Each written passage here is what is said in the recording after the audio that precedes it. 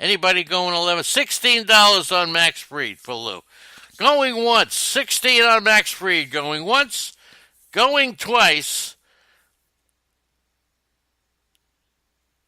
sold. Phil came in at 15. There you go. So, look, the Braves really struggled with the strike zone. Fried threw 88 pitches, 53 for strike. He didn't have the best stuff, okay? He's received a lot of good run support also. Don't forget about that. He was receiving over 9 runs of support over 9 innings, the second most in the majors before his latest showing. Strasburg, of course, set down 9 straight after giving up a leadoff single to Ronald Acuna. And I'll tell you what, a couple of soft singles led up, but still Strasburg on the top of his game. All right, I got a name for you to etch in your kitchen table. Etch in your kitchen table. He's a prospect by the Atlanta Braves, and lo and behold, he's a pitcher. His name is Kyle Muller. He's finding his stride in Double-A, and he's getting attention. All right, he's a big lefty, big, tall guy. He's 5'9".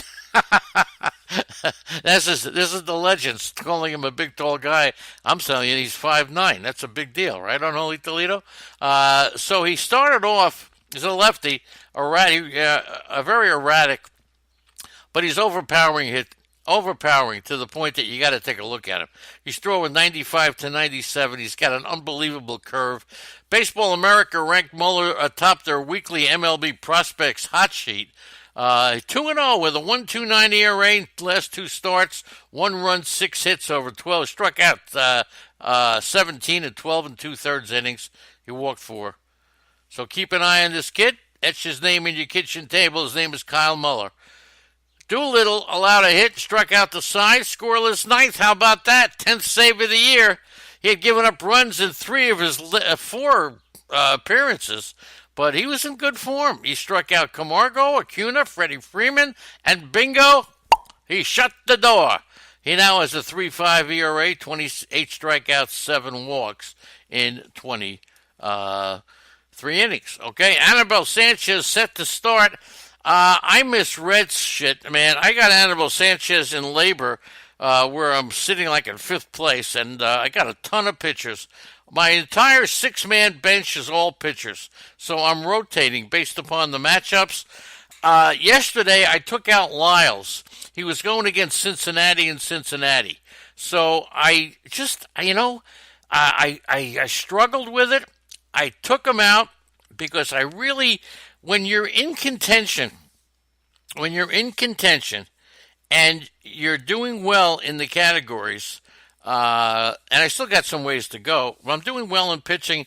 I didn't need Lyles. The risk of putting him in Cincinnati against the Hot Reds team seemed a little too great against the reward, so I didn't start him, and I was rewarded with a good decision.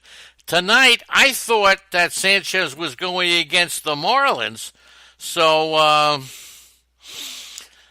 when I found out he's going against the Braves in Atlanta, I took him out of my lineup. Okay, took him out of my lineup. The Cubs and the Astros in a mixed league game. Traveler is here. Good morning to Traveler. We got Malpal, we got Meckert, so there we go. And White Sox Al has joined the fray, so good morning to White Sox Al. The Cubs, 21 home runs in their last 7 games, and they have a 2-5 record. What does that tell you? That tells you that their pitching is not that great, and here's the numbers.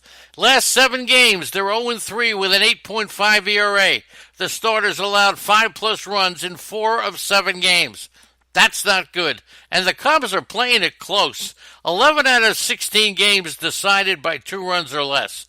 8-8 in this last stretch, 12-13 in games decided by 2 runs or less for the entire season. So they're playing it tough, and Alex Bregman hit 2 home runs Tuesday, a 2-run shot off of Brad Brack with 2 outs in the bottom of the 6th, and yes, that did snap the tie and spark the Astros to the 9-6 win. Look, the Astros, even though they're banged up now, Correa, Altuve, the whole bit, they still have plenty of firepower.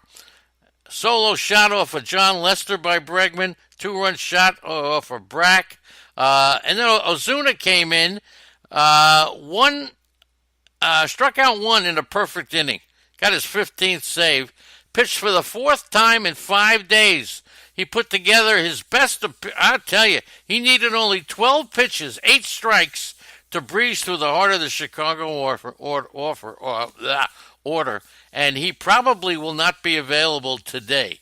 So Corbin Martin got hit hard, no decision. He didn't factor into the decision.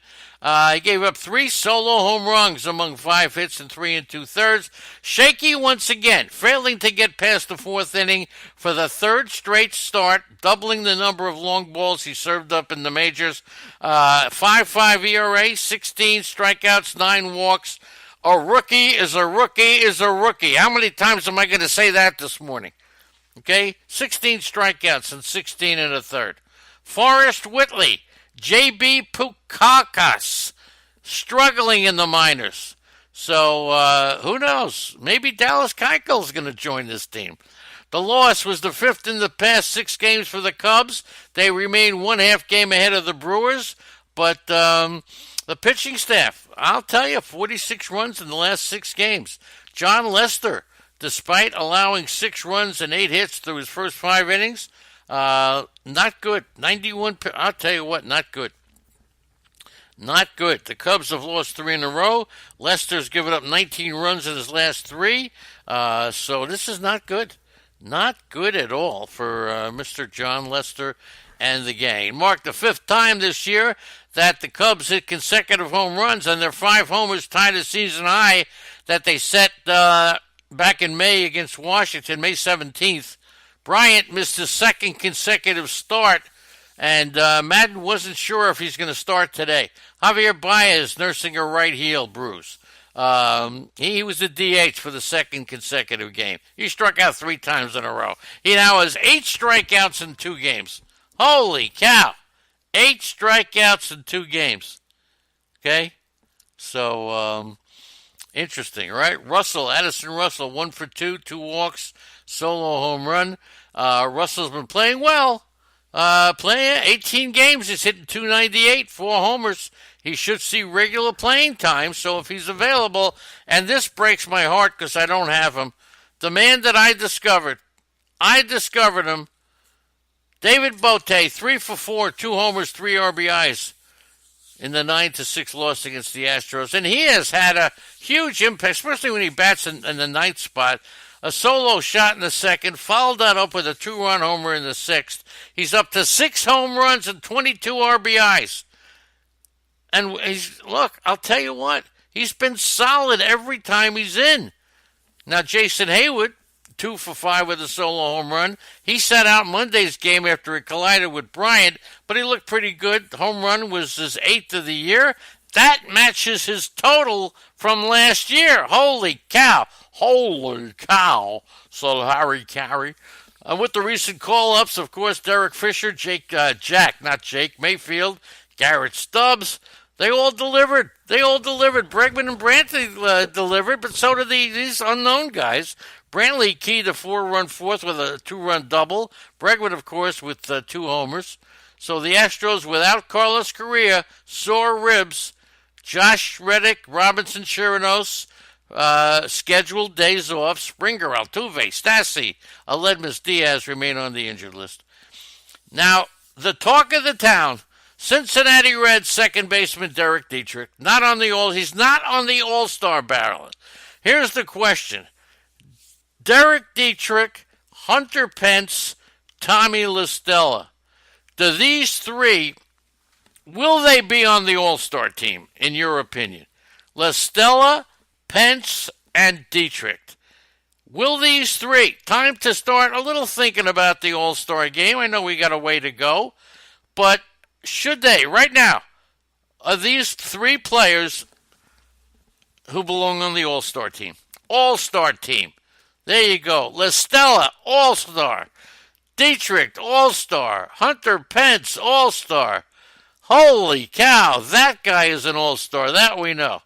All right? But we don't know about those other 3. So, All-Star, yes or no? Don't forget, coming up, yeah, there you go. There's a rookie. Don't forget, coming up next, we got Arnie's Army. That's right. Pence and Dietrich are deserving. What about Listella? All right, Fegley also. That's a good one, Malpal. My Malpal's from San Diego, so there you go. Peraza 1 for 4 with a solo home run. Hit it off for Rookie Davis. Remember, a rookie is a rookie is a rookie. Even Rookie Davis, and he'll vouch for that. Look, Peraza's losing playing time to Dietrich. He's also losing it to Iglesias. I was wrong. I thought he was a big time fantasy player this year, along with the Cincinnati offense.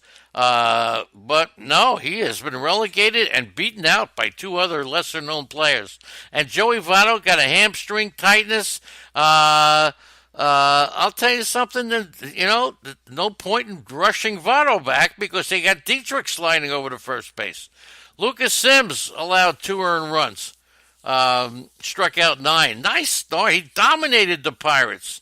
He gave up only 3 hits and 6 scoreless innings of work, and he got tired. Remember, he was with the Braves, so absolutely generated 19 swinging strikes on 100 total pitches, and he'll start again on Tuesday. So keep in mind, he is just unbelievable. So Lucas Sims made his first start since 2017, struck out a career high 9. Hasn't pitched in 9 days. You expected some rust out of him, but no. And by the way, Jordan Lyles, who I did not start in this game, he left again with discomfort in his left hammy. He has pitched remarkably well, and he belongs on the All-Star team too, right, guys? I think he does. So we got some great programming today. Don't miss it, okay? So there you go. Nick Senzel extended his hitting streak to a career best 6 games. Tucker Barnhart hitting streak 7 games. Brian Reynolds has hit safely in 7 straight, but wait a minute. Reynolds left Tuesday's game after hitting a foul ball off his right ankle, so he drew a walk. After injuring himself, Joe Musgrove served as his pinch runner once he reached first, but Reynolds entered Tuesday's game. He's been the left field replacement for Melky Cabrera, and I'll tell you what, he's done pretty well. The last place Reds trying to dig out of that 1-8 start. The wind moved them to 26-29.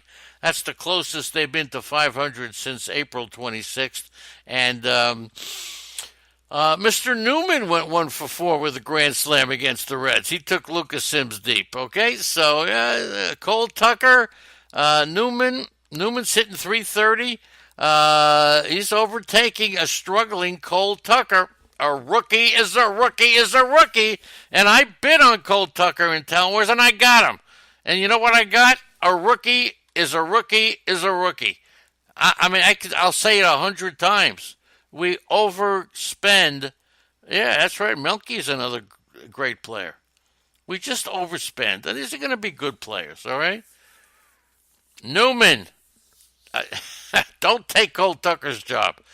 How about Carlos Gomez? He got his 3rd career 3-hit game with the Mets. The other 2 were June of 2007 and June of 2007. One against the A's, one against the Yankees, if I remember correctly. And if you think I'm remembering it, you're wrong. The Dodgers with a 20-plus home run team. First 55 games of the season. Gil Hodges hit 21 in 51. Cody Bellinger 20 in 2019. But Michael Conforto got with his first grand slam, a go-ahead 7th-inning home run. Put the Mets 7-3 win. How about that? And winning for the 7th time in 9 games, the Mets have reached the 1/3 part of the season, a crisp 27-27. Boy, oh boy, you take a look at this team, you don't think they have a chance, but then you take a look at the stand, they got a chance, man. They got a chance. They're hanging in there. The home run was Conforto's first home run since May 16th. That was the same day he left the game with a concussion. Pete Alonso, 1 for 4 and 3 strikeouts. He will bat .225 by the end of the year. Cody Bellinger with his 20th home run. A 2-run shot with 2 outs, made the score 2-1. And he joined Gil Hodges. We told you about that already, right? And so there you go. Just a lot of stuff. Rich